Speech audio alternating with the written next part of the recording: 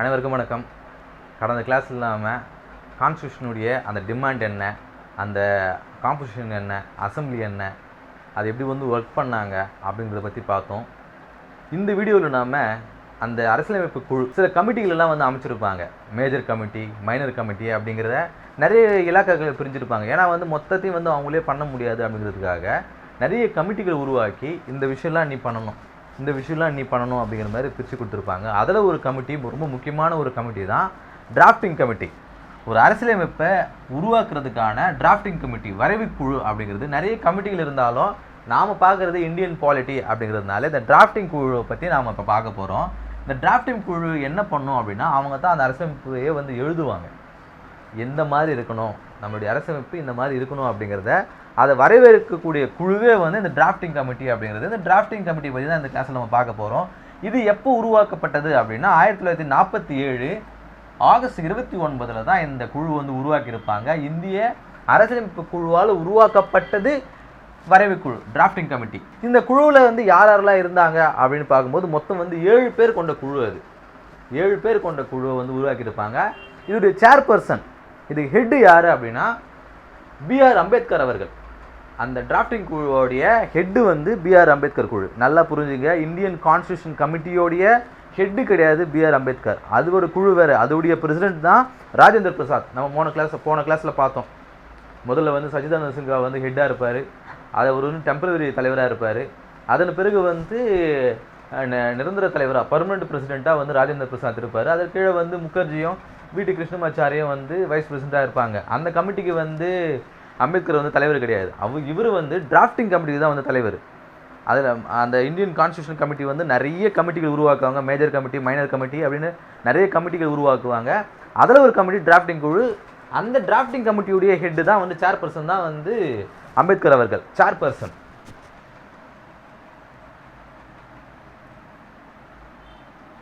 Chairperson இவருக்கு கீழே மொத்தம் ஒரு 6 பேர் இருப்பாங்க. கோபால் சுவாமி, அல்லாடி கிருஷ்ணமூர்த்தி, K.M. முன்ஷி, சையத் அகமது சாதுல்லா, மாதவராவ், T.T. கிருஷ்ணமாச்சாரி. இந்த மாதவராவுக்கு முன்னாடி மிட்டர் அப்படிங்கிற ஒருத்தர் இருப்பார்.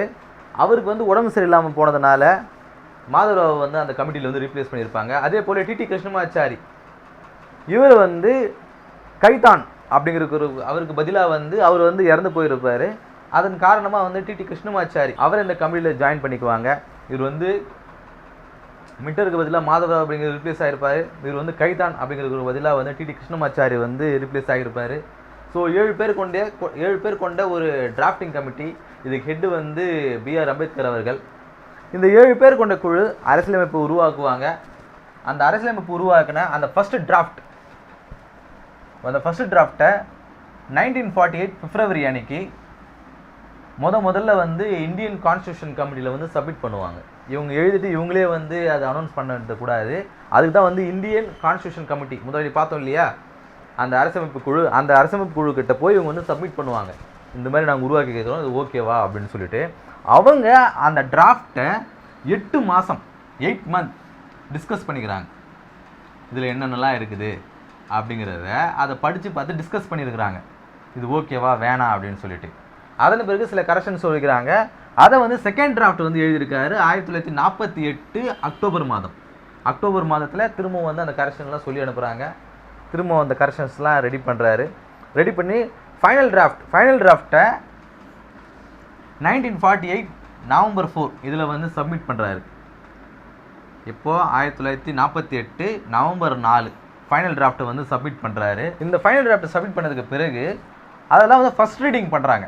அரசியலமைப்பு குழு இருக்குது இல்லைங்களா, அந்த இந்தியன் கான்ஸ்டியூஷன் கமிட்டி. அந்த இந்தியன் கான்ஸ்டியூஷன் கமிட்டியில் B.R. அம்பேத்கர் அவர்கள் ஃபர்ஸ்ட் ரீடிங் அதை முதல்ல படித்து காட்டுறாரு.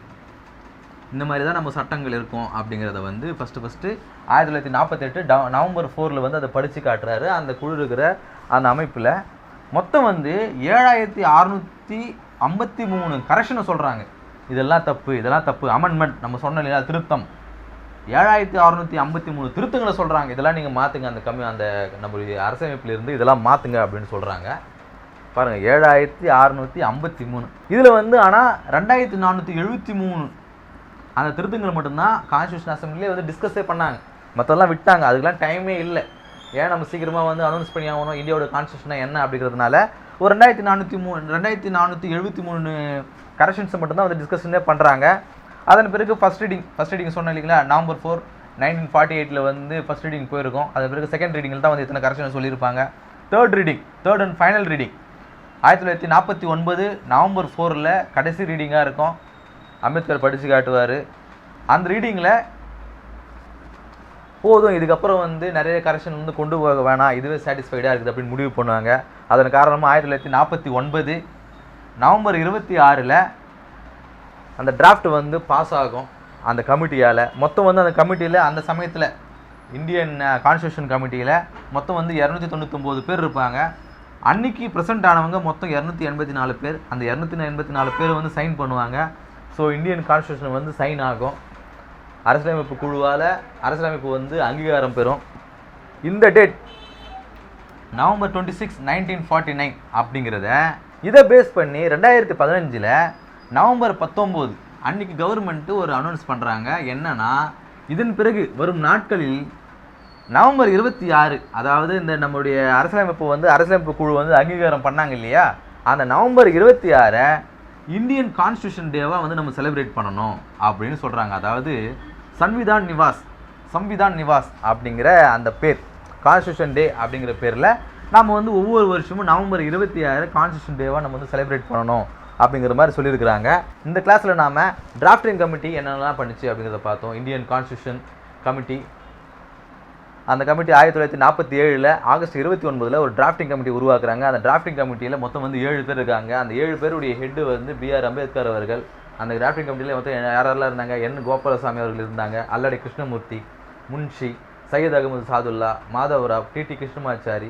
இந்த 7 பேர் கொண்ட குழுவில் இவருக்கு ஹெட்டு தான் வந்து சேர்பர்சனாக வந்து B.R. அம்பேத்கர் அவர்கள் இருப்பாங்க. இந்த டிராஃப்டிங் கமிட்டி மொத்தம் அந்த அரசியலமைப்பு எழுதுறதுக்கு மொத்தமே வந்து 6 மந்த்து தான் ஆச்சு, 6 மாதங்கள் தான் ஆச்சு. மொத்தமே வந்து அவங்க உட்காந்து வேலை செஞ்சதுன்னு பார்த்தீங்கன்னா மொத்தம் 141 நாட்கள் தான்.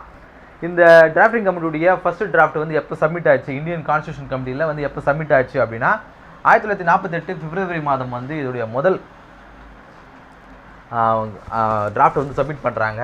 இந்த டிராஃப்ட் வந்து இந்தியன் கான்ஸ்டியூஷன் கமிட்டி, இந்திய அரசியலமைப்பு குழு வந்து மொத்தம் வந்து 8 மாதங்கள் வந்து டிஸ்கஸ் பண்ணுறாங்க. இது என்னென்னலாம் சேஞ்சஸ் கொண்டு வரலாம் அப்படின்னு. அந்த சேஞ்சஸ்லாம் ரெடி பண்ணி செகண்ட் டிராஃப்ட்டை வந்து 1948 அக்டோபர் மாதம் வந்து அதை சப்மிட் பண்ணுறாங்க. திரும்ப இன்னொரு கரெக்ஷன் சொல்லி அனுப்புகிறாங்க. ஃபைனல் டிராஃப்ட் வந்து 1948 November 4, அதுதான் வந்து ஃபஸ்ட் ரீடிங். அந்த November 4, 1948 முதல்ல அரசியலமைப்பு குழுவில் வந்து B.R. அம்பேத்கர் அவர்கள் இந்திய அரசியலமைப்பை வந்து படித்து காட்டுறாரு. செகண்ட் ரீடிங் போகுது. செகண்ட் ரீடிங்கில் மொத்தம் 7653 கரெக்ஷன்களை சொல்கிறாங்க, அமெண்ட்மெண்ட்ஸ் திருத்தங்களை சொல்கிறாங்க. இதெல்லாம் நம்ம மாற்றணும் அப்படின்னு சொல்லிட்டு. ஆனால் ஆக்சுவலாக 2473 திருத்தங்களை மட்டும்தான் அந்த அசம்பிளியிலே வந்து டிஸ்கஸ் பண்ணுறாங்க. ஏன்னா நேரமின்மை காரணமாக எல்லாத்தையும் வந்து டிஸ்கஸ் பண்ண முடியாது அப்படிங்கிறதுனால முக்கியமான விஷயங்களை மட்டுமே வந்து 2473 விஷயங்களை மட்டுமே டிஸ்கஸ் பண்ணுறாங்க. இதோடைய செகண்ட் ரீடிங் முடிஞ்சது. Third reading 1949 November 4 third reading வந்து நடக்குது.